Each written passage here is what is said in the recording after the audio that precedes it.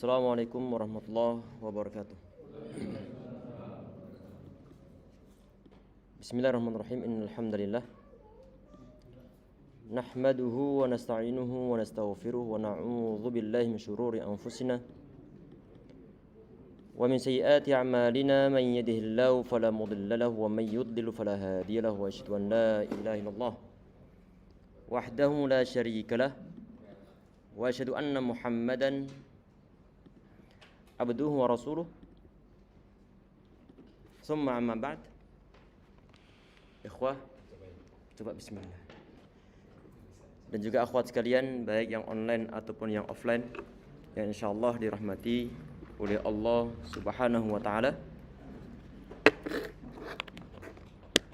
Kita lanjutkan insyaallah kajian kitab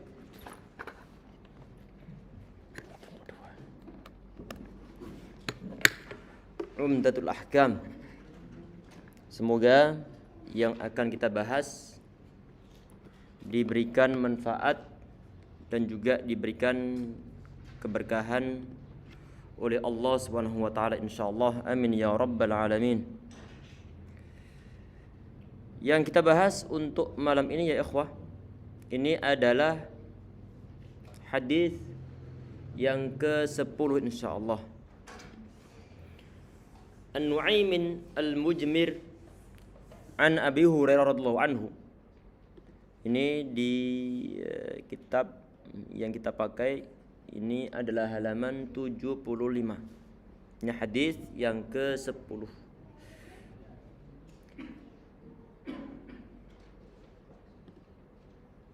Alhamdulillah, Allah yabarik fik. Masyaallah. Mumtaz. Bismillahirrahmanirrahim. Insyaallah nanti untuk pertemuan berikutnya nanti kita tampilkan untuk yang teks Indonesianya insyaallah. Bismillahirrahmanirrahim. Ini hadis yang ke-10 diriwayatkan oleh sahabat Abu Hurairah radhiyallahu anhu. Ani Nabi SAW ni Muhammad, beliau bersabda annahu qal inna ummati yud'auna yaumal qiyamati ghurran muhajjalin. Sebagian riwayat ya'tuna. Kata Nabi Muhammad, beliau bersabda bahwa sungguhnya umatku nanti pada hari kiamat didatangkan ataupun dipanggil ataupun dihadirkan ghurran muhajjalin, dalam keadaan putih bercahaya, min atharil wudu, dari ataupun disebabkan bekas wudu. Kemudian di sini ada kata-kata faman istata'a minkum ayyutila ghurratahu falyaf'al. Barang siapa di antara kalian bisa memperpanjang ghurrahnya, nanti insyaallah kita sampaikan tentang kata-kata ini. Barang siapa yang ingin memperpanjang ghurrahnya, hendaklah ia lakukan. Ini hadisnya adalah hadis yang sahih dalam riwayat Al-Bukhari dan juga terdapat dalam riwayat Imam Muslim rahimahullah. Wa fi lafdhin, dalam suatu riwayat, raaitu Abu Hurairah yatawaddau. Aku melihat, ini sebagian riwayat dikatakan, aku melihat sahabat Abu Hurairah beliau yatawaddau, beliau berwudu. Fa ghasala wajhahu wa yadayhi hatta kada yablughal mankibain. Kita perhatikan, ini sahabat Abu Hurairah radhiyallahu anhu dalam prakteknya beliau membasuh mukanya di saat berwudu, wa yadayhi hatta kada yablughul manqibain, membasuh kedua tangannya sampai bagian pundak beliau. Ini kita terjemahkan dulu, baru nanti kita bacakan syarah yang disampaikan oleh Syekh Sa'di rahimahullah. Thumma ghasala rijlaihi, kemudian beliau membasuh kedua kakinya, hatta rafa'a ila saqain, sampai beliau mengangkatnya, artinya beliau menjangkan pembasuhannya sampai bagian dua betis beliau. Thumma qala, kemudian beliau berkata, sami'tu Rasulullah, aku mendengar Muhammad beliau bersabda, inna ummati yaumal qiyamati yud'auna ghurran muhajjalin. Sesungguhnya umatku nanti pada hari kiamat mereka akan dipanggil, mereka akan didatangkan dalam keadaan putih bercahaya. Min athar wudu, sebab bekas-bekas wudu. Faman istata'a minkum ayyutila ghurrata falyaf'al. Tadi sudah. Kemudian dalam riwayat Imam Muslim dikatakan di sana sami'tu khalili, aku mendengar kasihku. Nanti insyaallah juga diterangkan tentang hadis-hadis ini. Kekasihku sallallahu alaihi wasallam yaitu Nabi Muhammad. Yaqul, beliau bersabda, tablughul hilyatu minal mu'mini haitsu yablughul wudu'u. Jadi perhiasan seorang mukmin yang dimiliki seorang mukmin nanti pada hari kiamat mencapai suatu tempat batasan dari wudu'nya. Kemudian langsung kita bacakan syarahnya insyaallah. Qauluhu fi hadis Nu'aim al-Mujmir an Abi Hurairah radhiyallahu anhu, inna ummati yud'auna yaumal qiyamati ghurran muhajjalin min atharil wudu' ila akhirih. Tadi ini adalah hadis yang pertama dalam riwayat Imam Al-Bukhari radhiyallahu anhu. Dijelaskan oleh beliau tadi itu kan di dalam poin hadisnya. Kita perhatikan, ini ada poin hadis, ada kata-kata ghurran. Jadi umat Nabi Muhammad nanti pada hari kiamat mereka itu akan dipanggil, akan didatangkan dalam keadaan ghurran. Ghurran itu apa? Kita perhatikan penjelasan dari beliau ini. Kata ghurr, al-ghurratu al-bayadu fil wajhi. Ghurrah itu adalah putih-putih yang ada di bagian muka. Ada putih-putih di bagian muka, itu disebut sebagai ghurrah. Lebih tepatnya putih-putihnya ini adalah berada di ataupun pada seekor kuda. Ini kudanya disebut sebagai kuda yang ghurr. Perhatikan ini, Anda tampilkan sekarang di layar monitor untuk kuda yang bagian jidatnya ada warna putih. Ini gambarnya seperti ini. Perhatikan, ini adalah model di antara bentuk kuda. Yang bagian ininya bagian apa ini? Ini bagian apa ini? Bagian jidatnya ada warna putih-putihnya. Ini adalah al-aghar minal khail, yaitu kuda yang semacam ini. Bagian sininya ada warna putihnya, bagian bulu di bagian jidatnya ini disebut sebagai kuda ataupun al-khail al-aghar. Ini disebut sebagai ghurrah. Kalau nanti bagian putihnya itu di bagian kakinya, kita perhatikan di gambar yang lain ya ikhwah. Kita sertakan juga ada gambar yang lain sebentar.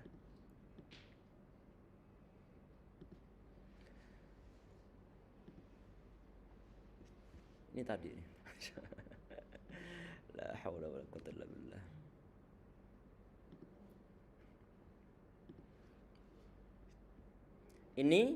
Ini juga ini yang disebut sebagai muhajjal, warna putih, sedangkan yang lain semua berwarna hitam. Jelas ya? Ini ada istilah yang difahami oleh orang-orang Arab di zaman Rasulullah. Sehingga Nabi Muhammad beliau membuat suatu ungkapan untuk menggambarkan umat beliau nanti yang ada pada hari kiamat, mereka didatangkan dalam keadaan bercahaya. Di bagian mana? Di bagian jidat sama di bagian kakinya. Beliau menggunakan suatu ungkapan ghurran muhajjalin. Aslinya pemakaian bahasa ini adalah digunakan untuk seekor kuda yang semacam ini. Jelas insyaallah ya. Ini disampaikan oleh beliau dalam syarahnya ini. Perhatikan. Wa minhu, dan di antara penggunaan kata ghurr ini adalah al-farasul aghar. Yaitu al-faras itu kuda, al-aghar yang berwarna putih bagian jidatnya tadi itu. Wa huwa alladhi fi wajhihi subhatu bayad. Yaitu seekor kuda yang di dalam ataupun di bagian mukanya ada warna bagian putihnya.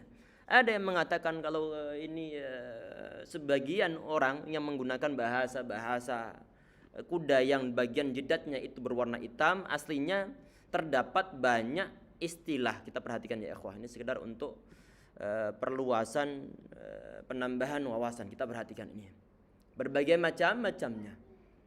Sedangkan di sini ini kalau kita perhatikan al-aghar itu adalah di bagian ini yang paling ujung ini, al-aghar ini. Bagian ujung sebelah kiri paling bawah ini. Ini adalah al-aghar. Ini yang ana lingkari ataupun ana kasih kotak warna merah. Ini al-aghar nih. Sedangkan yang lain itu disebutkan dengan nama-nama yang berbeda. Intinya apakah yang al-ghar itu yang bagian terakhir ataukah pokoknya yang di bagian mukanya ada putih-putihnya. Pokoknya nanti pada hari kiamat umat Rasulullah akan didatangkan dalam keadaan bagian jidatnya ada cahaya-cahayanya. Perlunya untuk apa? Ini pada hari kiamat di saat umat manusia mereka itu akan nyebrang sirat. As-sirat kata Nabi Muhammad SAW itu adalah dalam keadaan zulmah, dalam keadaan gelap gulita. Sedangkan umat manusia saat itu mereka dunas sirat, mereka berada di atas as-sirat. Kata duna orang Arab itu mengartikan kadang-kadang diartikan di atas, kadang-kadang diartikan di bawah. Berhubung di bawah as-sirat itu ada neraka jahanam, maka umat manusia saat itu mereka berada di atas as-sirat dalam keadaan gelap gulita. Perlu suatu cahaya. Di antara cahaya yang diberikan oleh Allah dan termasuk keistimewaan umat Nabi Muhammad adalah cahaya yang mereka dapatkan di saat mereka itu menyempurnakan wudunya. Kita perhatikan pembahasan berikutnya ya ikhwah. Wal muhajjal tadi disampaikan, ini perhatikan dalam hadisnya, ini ada kata-kata ghurran muhajjalin. Yang dimaksud dengan muhajjal itu apa? Ini pun putih-putih, cuma tempatnya berbeda. Kita perhatikan di sini, wal muhajjal alladzi fi yadayhi wa rijlaihi tahjil. Perhatikan ini bayadun aidha. Muhajjal itu adalah yang ada dalam kedua tangannya ataupun di bagian kedua kakinya ada bulu putihnya. Bayadun ataupun bayadun aidha. Fil hadis isbatu yaumil qiyamah. Kita perhatikan ini selesai untuk pembahasan masalah istilah yang digunakan dalam hadis tadi itu. Jadi nanti pada hari kiamat umat Rasulullah SAW mereka akan dalam keadaan di saat mereka berwudu, membiasakan wudu, beribadah kepada Allah SWT, maka di bagian jidat mereka ataupun di bagian kaki mereka ada warna putihnya ataupun ada cahaya yang berwarna putih terang. Wa fil hadis fi hadzal hadis, dalam hadis ini isbatu yaumil qiyamah. Dalam hadis ini terdapat suatu penetapan hari kiamat. Maksudnya di sini ini adalah akidah tentang adanya kiamat itu memang benar-benar ada. Dan ini didasarkan pada hadis-hadis yang sahih. Itu adalah akidah kita.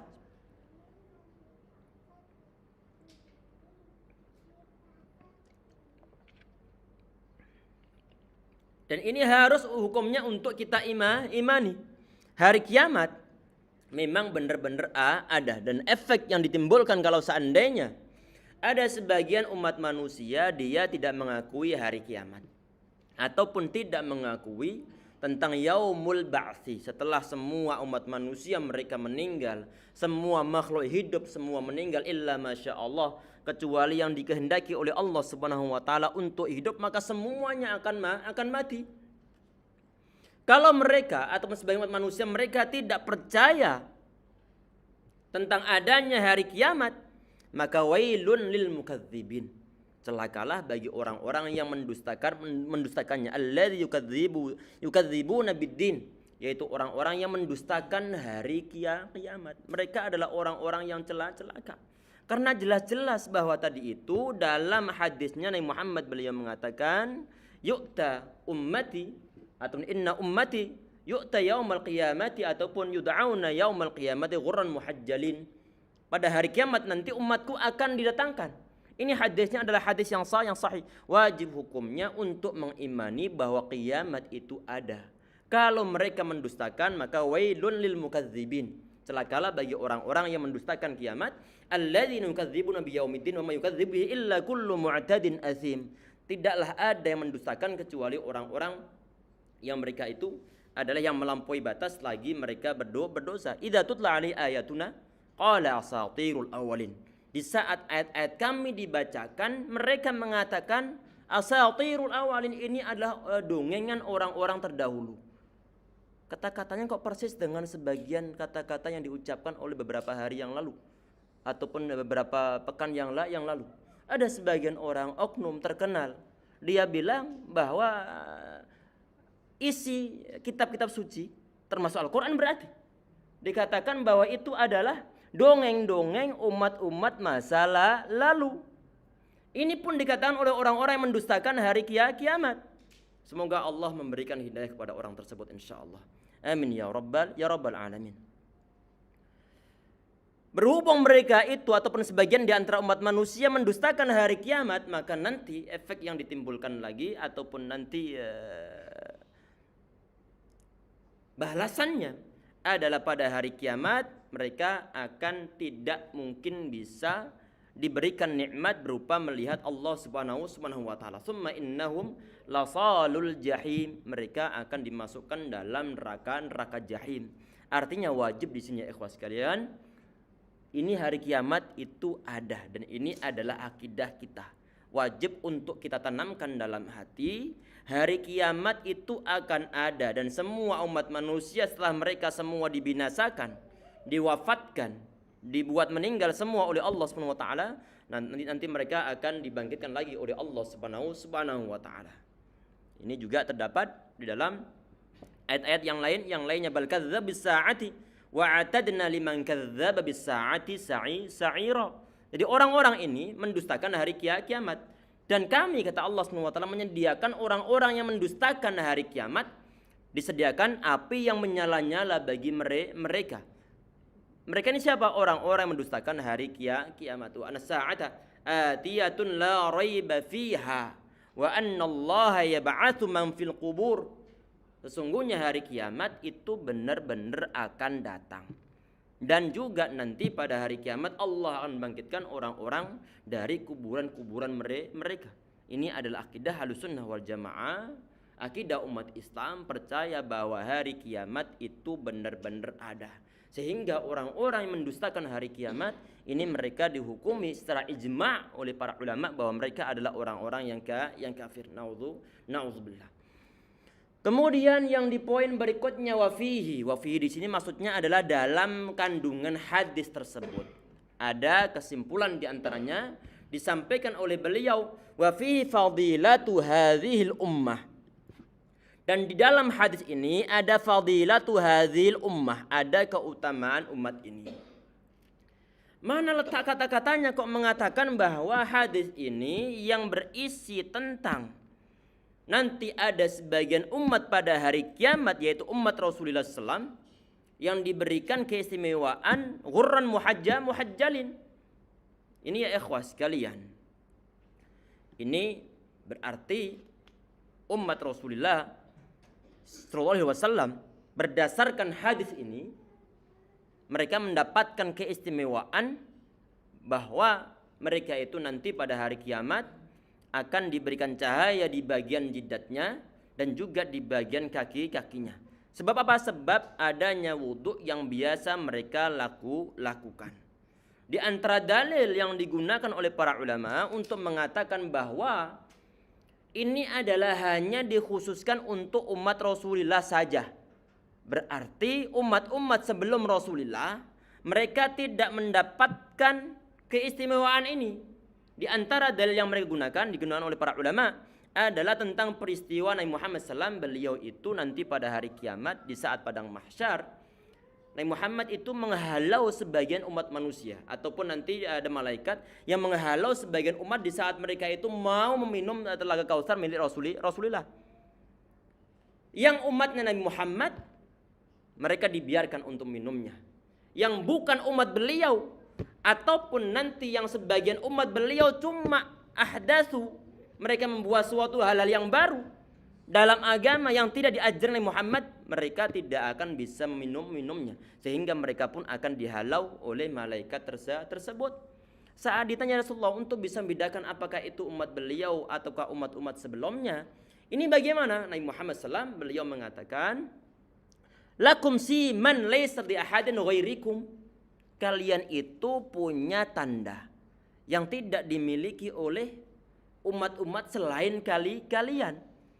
Dari apa yang dari uran muhajjalin tadi itu.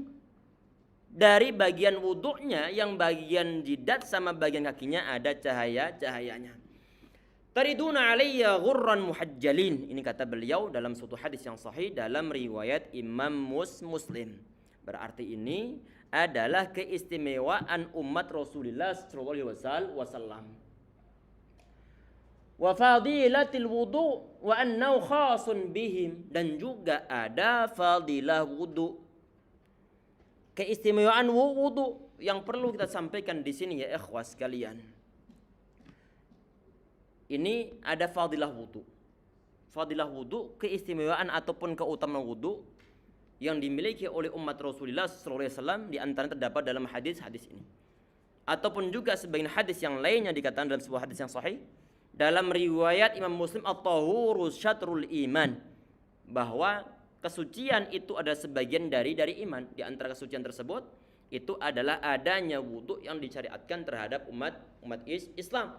Termasuk lagi yang kemarin kita bahas bahwa ada orang di saat dia berwudu, misla wudu'i hadza, kemarin yang digambarkan oleh sahabat Utsman bin Affan di saat beliau praktek wudu, kemudian setelah selesai wudu kemudian beliau mengatakan tawaddu'a misla wudu'i hadza, orang yang berwudu sebagaimana wuduku saat ini, karena beliau saat itu mempraktikkan wudunya Nabi Muhammad.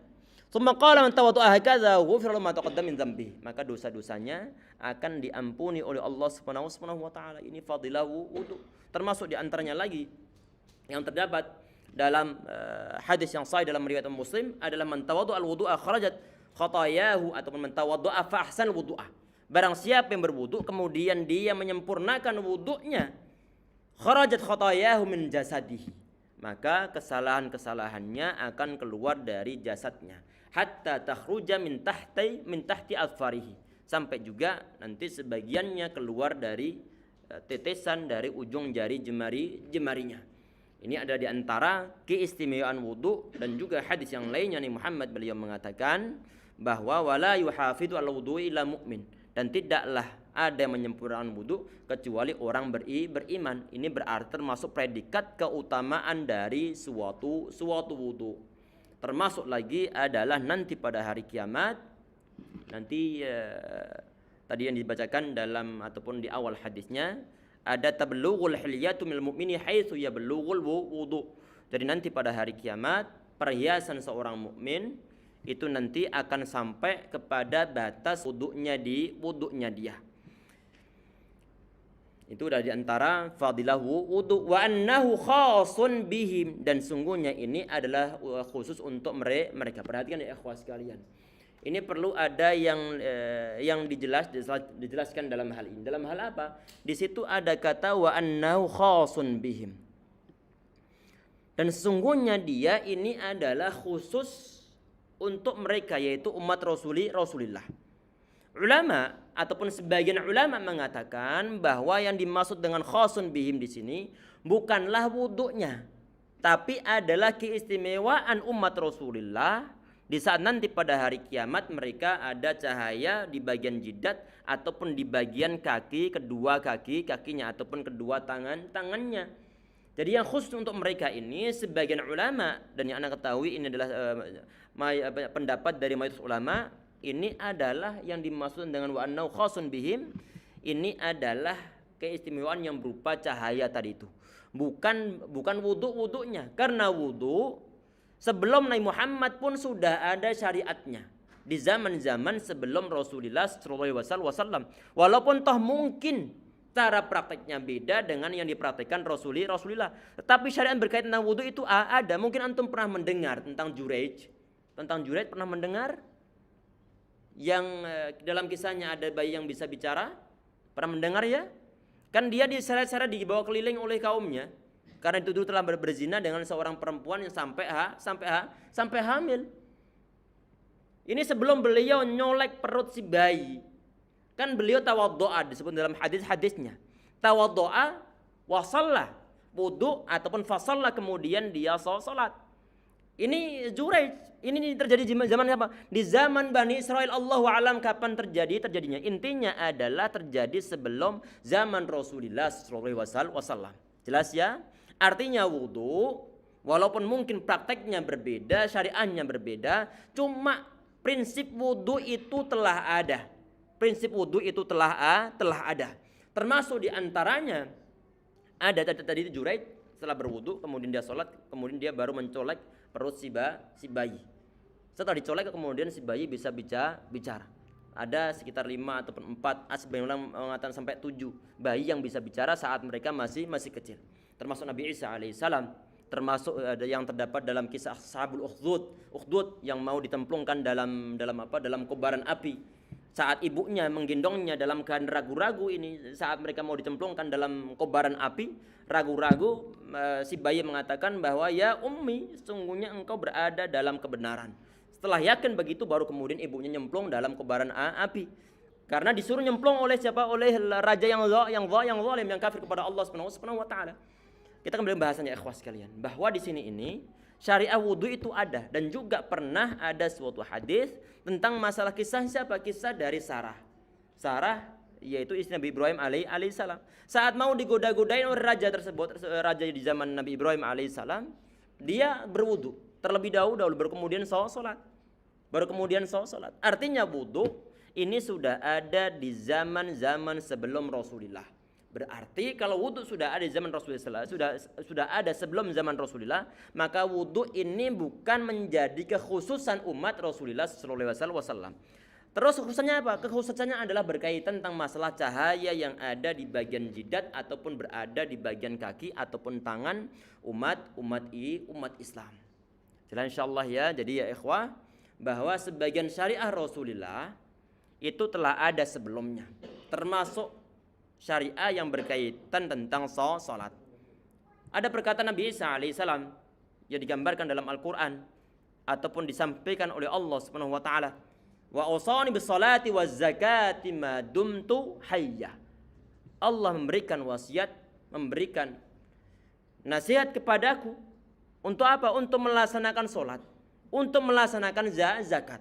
Artinya zakat dan juga salat itu pun sudah ada di zaman sebelum Rasulullah, termasuk puasa. Kutiba alaikumusiyam kama kutiba alladzina min qablikum la'allakum tattaqun.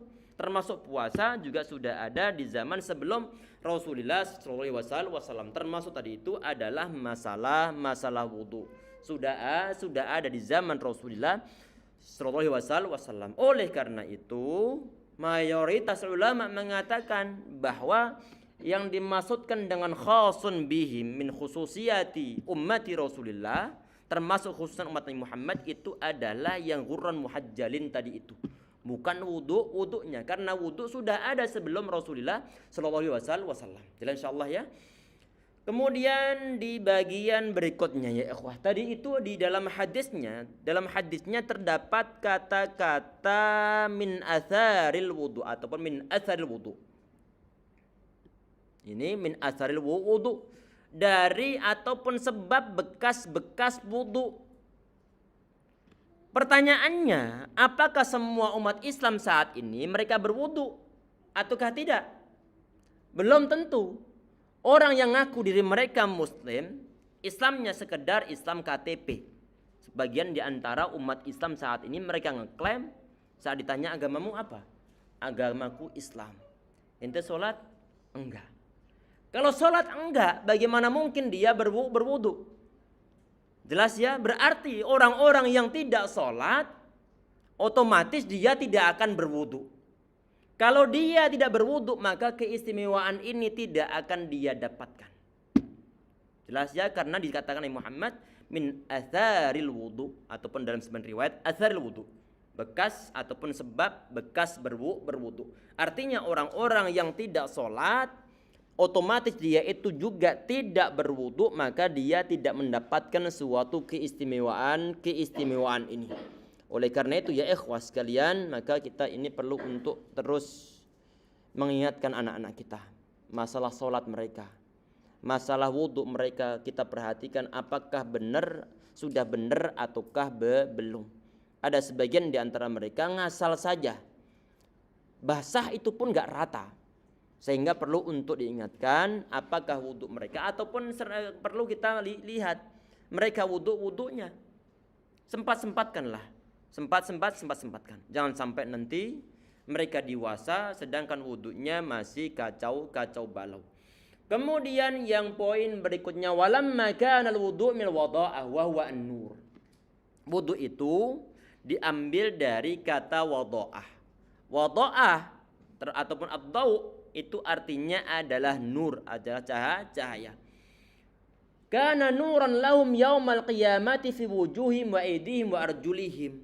Jadi nanti umat manusia, yaitu umat Islam yang mereka berwudu dan didasarkan pada hadis tadi itu, dan arti dari wudu itu sendiri adalah cahaya, maka nanti pada hari kiamat di saat umat Islam mereka gemar untuk berwudu, maka nanti wudu tersebut akan menjadi suatu nur pada hari kiamat. Di mana? Fi wujuhihim, di muka-muka mereka. Wa aidihim, dan juga tangan mereka. Wa arjulihim, dan juga kaki-kaki mereka. Wa yu'rafuna bihadhil khasisah min bainil umami yaumal qiyamah. Jadi nanti pada umat Nabi Muhammad SAW, jadi adanya keistimewaan ini, bihadhil khasisah min bainil umami yaumal qiyamah. Jadi umat Nabi Muhammad nanti pada hari kiamat akan dikenal bahwa mereka itu adalah umat Rasulullah. Tahu dari mana? Itu ada cahaya di bagian jidatnya, ada cahaya di bagian kaki-kakinya. Dan ini tidak dimiliki oleh generasi sebelum Rasulullah. Sebagian ulama mengatakan sebelum Rasul di sini adalah maksudnya selain nabi-nabi sebelum Nabi Muhammad. Artinya nabi-nabi mereka juga punya cahaya. Ini sebagian pendapat dari kalangan para ulama. Enggak mungkin nabi itu dalam keadaan gelap gulita. Jelas tidak mungkin. Oleh karena itu mereka mengatakan bahwa kekhususan ini hanya dimiliki oleh umat Rasulullah. Umat-umat sebelum beliau tidak ada memiliki cahaya bagian Quran muhajjalin kecuali para nabi-nabi dari kalangan sebelum Rasulullah sallallahu alaihi wasallam. Kemudian yang di poin berikutnya ya ikhwah sekalian. Wa fi riwayatil ukhra, dan dalam suatu riwayat yang lain. Tadi ini di awal hadisnya ada beberapa riwayat. Sebagian riwayat di sini mengatakan tablughul hilyatu minal mu'mini haitsu yablughul wudu'u. Jadi perhiasan seorang mukmin ini di surga ataupun pada hari kiamat kelak itu sampai batasan tempat pembasuhan wudunya. Pembasuhan wudunya. Ini hadis ini asbabun nuzulnya ataupun asbabul wurudnya ada seorang tabi'in yang bernama Abu Hazim Al-Ashja'i rahimahullah. Suatu saat beliau berwudu di belakang siapa? Di belakang sahabat Abu Hurairah radhiyallahu anhu. Sahabat Abu Hurairah radhiyallahu anhu, beliau di saat berwudu ini beliau basuhannya sampai bagian keteknya. Sampai bagian ketiaknya. Ini siapa? Sahabat Abu Hurairah. Kemudian saat dilihat oleh tabi'in yang bernama Abu Hazim Al-Ashja'i, kemudian beliau bertanya, "Ma hadzal wudu?" atau "Ma hadzal wudu?" Wahai Abu Hurairah, ini wudu model apa ini? Karena mungkin kebiasaan para sahabat wudunya hanya sebatas yang diberikan batasan oleh Allah Subhanahu wa taala. Dibasuh kedua tangan sampai bagian mirfaqain, bagian siku-sikunya, tidak sampai sini-sini. Ataupun bagian rijlain, sampai bagian mata kakinya, tidak dibasuh sampai bagian lutut ataupun di bagian betisnya. Tetapi sahabat Abu Hurairah beliau praktek saat itu wudunya sampai bagian ketiaknya. Dilihat oleh seorang tabi'in yang bernama Abu Hazim Al-Ashja'i radhiyallahu anhu. Ini hadisnya hadis sahih ya ikhwas sekalian. Hadisnya adalah hadis yang sahih. Ya Abu Hurairah, wahai Abu Hurairah, ma hadzal wudu? Ini wudu apa? Kemudian sahabat Abu Hurairah beliau mengatakan, ya Bani Farrukh, antum hahuna. Wahai Bani Farrukh, antum di sini, kalian di sini. Kalau seandainya, kata beliau, kalau seandainya aku tahu kalian tidak menyaksikan wuduku, niscaya aku tidak akan wudu yang semacam ini. Artinya kenapa ini sahabat Abu Hurairah? Beliau kok membuat suatu pengandaian, kalau seandainya tahu kalian ini enggak ada di belakangku, niscaya aku tidak akan berwudu sebagian wuduku saat ini. Artinya beliau kalau seandainya tahu di situ ada seorang tabi'in, beliau tidak akan berwudu sebagaimana yang beliau praktekkan. Beliau akan berwudu sebagaimana wudu biasanya. yaitu di bagian sampai di bagian siku-sikunya. Ini disampaikan oleh para ulama ya ikhwah sekalian. Kenapa kok beliau mengucapkan kata-kata tersebut biar beliau tidak diikuti. Dalam artian bagaimana? Agar nanti ada sebagian orang ini yang dia di saat praktek suatu syariah itu memegang suatu kaul atau pendapat yang paling sadis. Arti sadis di sini adalah yang paling kencang. Yang paling kencang. Sedangkan tadi ini itu adalah pilihan ataupun hasil ijtihadnya sahabat Abu Hurairah radhiyallahu anhu. Sedangkan prakteknya wudu Nabi Muhammad tidak semacam itu. Wudunya Nabi Muhammad sebagaimana yang dibatasi oleh Allah Subhanahu wa taala.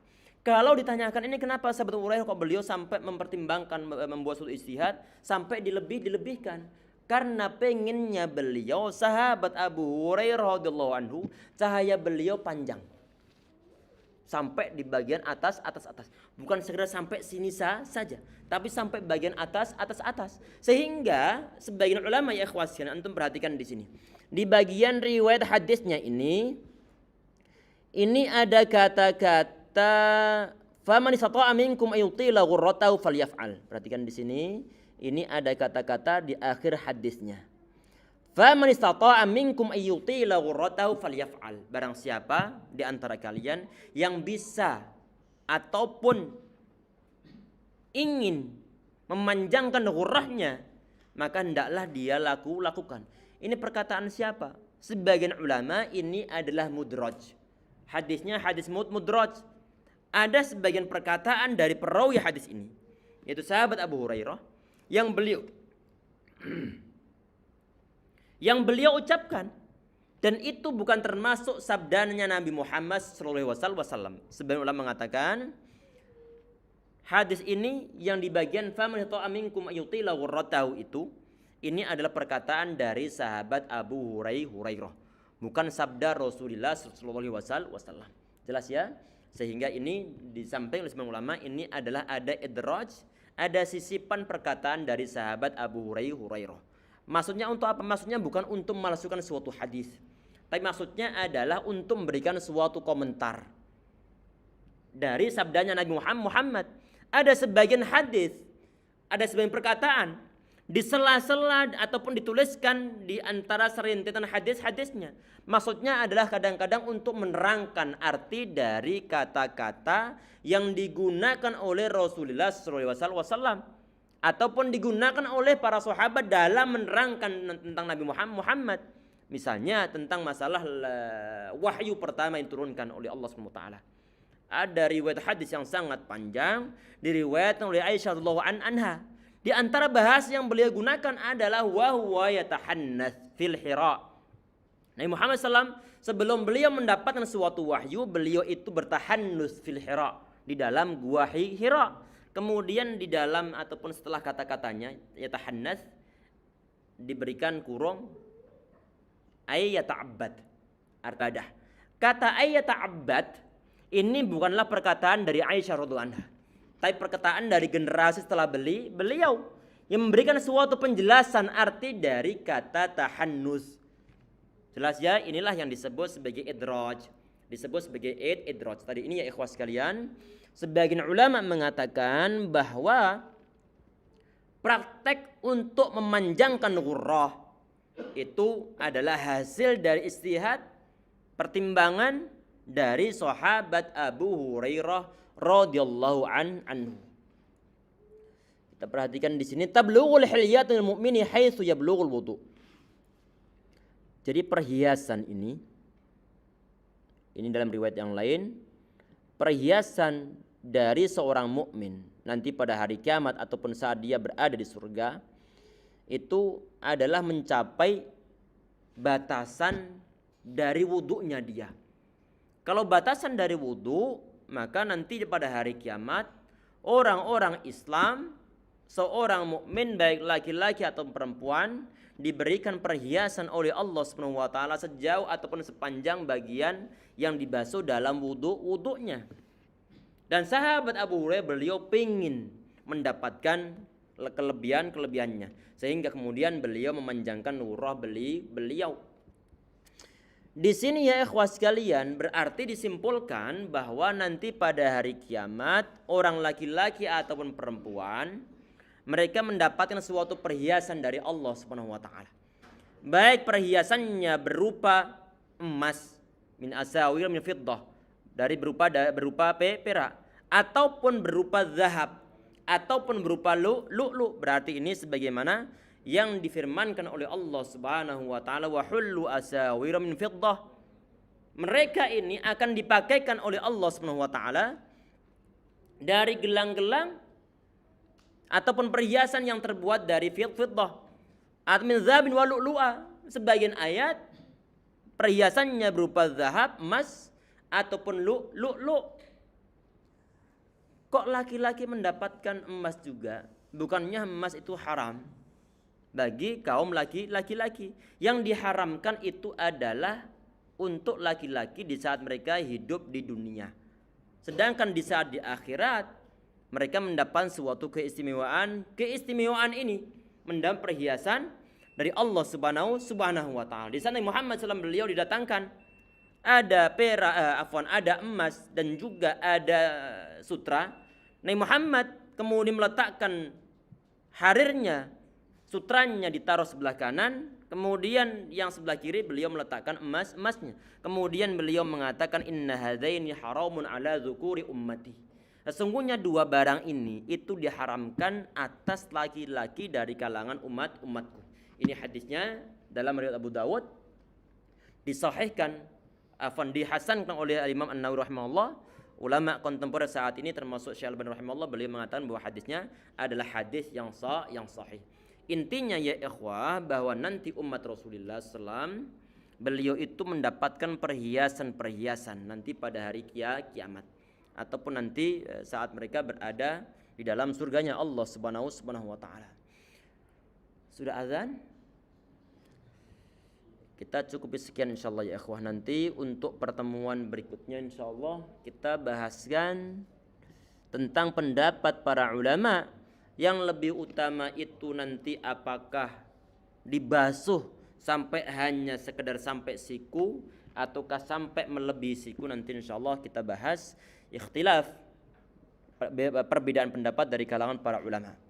Dan jangan lupa nanti habis sholat isya kita buka sesi tanya jawab insyaallah sekitar 1/4 ataupun 10 menitnya insyaallah. Untuk sesi yang pertama kita cukupi sekian insyaallah ya ikhwah dengan doa kafaratul majlis. Subhanakallah bihamdika asyhadu anta astaghfiruka wa atubu ilaik. Assalamualaikum warahmatullahi wabarakatuh.